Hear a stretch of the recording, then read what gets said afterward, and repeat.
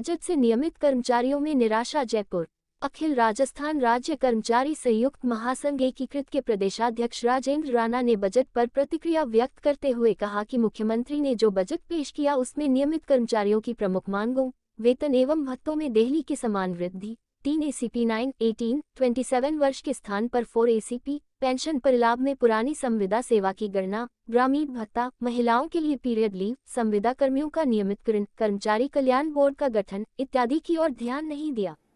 इससे कर्मचारी आहत है। देखिए, आज जो बहुप्रतीक्षित बजट जो था, इस सरकार काल का ये आखिरी बजट था और इस बजट के अंदर मुख्यमंत्री जी ने आम जनता के लिए, महिलाओं के लिए, बुजुर्गों के लिए, छात्रों के लिए और किसानों के लिए कई अच्छी योजनाएं उन्होंने लाए हैं। अच्छी बात है, मगर राजस्थान के इस सरकार का जो मूल जो धड़ा है, राजस्थान का जो कर्मचारी है, तो उसके जो नियमित कर्मचारी हैं, जो विभिन्न विभागों में लाखों की संख्या में जो कार्यरत हैं, उनकी किसी भी बहुप्रतीक्षित जो उनकी मांग थी, जिससे सरकार बैलनोन थी, उनमें से किसी भी मांग पर कोई का उसमें ध्यान नहीं रखा गया, जिससे कर्मचारियों के लिए बड़ा सेटबैक है। कर्मचारी निराश है। राजस्थान में कर्मचारियों का जो मूल वेतन है वो बिहार, उत्तर प्रदेश, हरियाणा जैसे राज्यों से अभी भी 5 से 15 हजार रुपए कम है।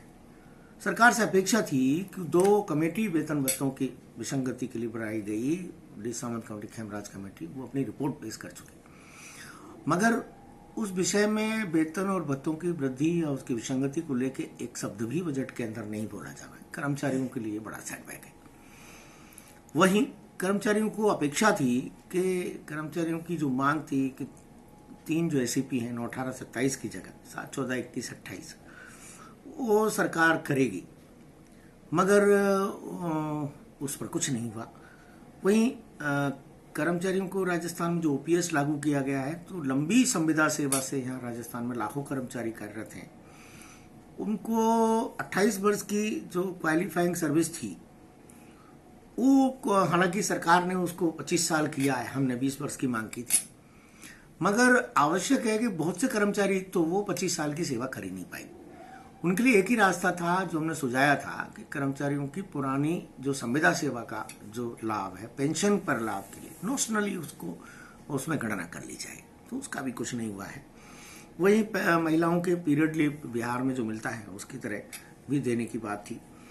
तो हमारा 1.5 वर्ष का महंगाई जो भत्ता है वो जनवरी 2020 से लेकर के और जून 2021 तक का, तो उस भत्ते की भी भुगतान की अपेक्षा थी, नहीं हो पाया। ग्रामीण भत्ता एक राजस्थान में शुरू किए जाने की अति आवश्यकता है, तो उसका भी कुछ नहीं हुआ है। वहीं महिलाओं के पीरियड लीव बिहार में जो मिलता है उसकी तरह भी देने की बात थी। तो हमारा 1.5 वर्ष का महंगाई जो भत्ता है वो जनवरी 2020 से लेकर के और जून 2021 तक का, तो उस भत्ते की भी भुगतान की अपेक्षा थी, नहीं हो पाया। ग्रामीण भत्ता एक राजस्थान में शुरू किए जाने की अति आवश्यकता है और वो भी नहीं हुआ। तो कर्मचारी कल्याण बोर्ड के गठन की भी जो चर्चा थी वो भी बजट में कहीं दिखाई नहीं दी। हालांकि राजस्थान के विभिन्न निगमों और बोर्डों में कार्यरत हमारे जो कर्मचारी हैं उनको भी OPS के दायरे में लाया जाना राहत योग्य कार्रवाई है। वहीं क्वालिफाइंग सर्विस को 28 साल की जगह पेंशन के लिए 25 वर्ष जो है सेवानिवृत्ति की आयु को निर्धारित करना, 25 वर्ष का सेवा काल निर्धारित करना अच्छी बात है। तो मैं समझता हूँ कि ये जो संविदा कार्मिक हैं उनके लिए भी सरकार ने संविदा भर्ती नियम 2022 जो पुनः संविदा पर लगाने के लिए निर्धारित किया है, उसमें पुरानी जो संविदा सेवा है उसको काउंट नहीं कर रहे थे, अब सरकार ने कहा उसको काउंट करेंगे। वहीं दूसरी ओर जो ठेका प्रथा है, छोटे छोटे ठेकेदार जो राजस्थान में तमाम सारे कर्मचारियों का भारी शोषण कर रहे थे, अब उनकी जगह उनको हटा के किसी एक बड़ी एजेंसी को उनके वेतन भुगतान के लिए निर्धारित किया जाएगा, तो मैं समझता हूँ कि आंशिक राहत की बात है। वहीं पदोन्नति अनुभव जो है 2 वर्ष तक की छूट उसमें देने की बात जो मुख्यमंत्री जी ने करी, वो भी ठीक है। तो हमारी संविदा कर्मचारी हैं, तमाम मानदेय भोगी और ऐसे कर्मचारी जो पार्ट टाइम मानदेय भोगी हैं, उनके लिए भी आंगनबाड़ी इत्यादि के लिए 15% वेतन वृद्धि की जो बात की वो रात योग्य 30,000 सफाई कर्मचारी जो है वो नियमित रूप से उनकी नियमित भर्ती की जाएगी। ये भी अपने आप में एक स्वागत योग्य बात है। मगर संविदा कर्मचारियों का नियमितीकरण एक बड़ा इशू था, मगर सरकार के जो है उस दिशा में सरकार जाना ही नहीं चाहती, जो उनका चुनाव से पूर्व वायदा भी था।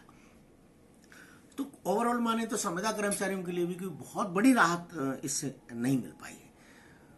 तो इस सब को देखते हुए राज्य भर का जो फीडबैक है उसके ग्राउंड पर कर्मचारियों में निराशा है और महासंघ एकीकृत के द्वारा इसलिए 12 तारीख को जयपुर में महासंघ की जो प्रांतीय महासमिति उसके कोर ग्रुप की बैठक हमने आहूत की है और उसमें आपसी चर्चा और समीक्षा के बाद आगामी जो हमारी रणनीति है उसका निर्णय किया जाएगा। मैं राजेंद्र राणा, प्रदेश अध्यक्ष अखिल राजस्थान राज्य कर्मचारी संयुक्त महासंघ।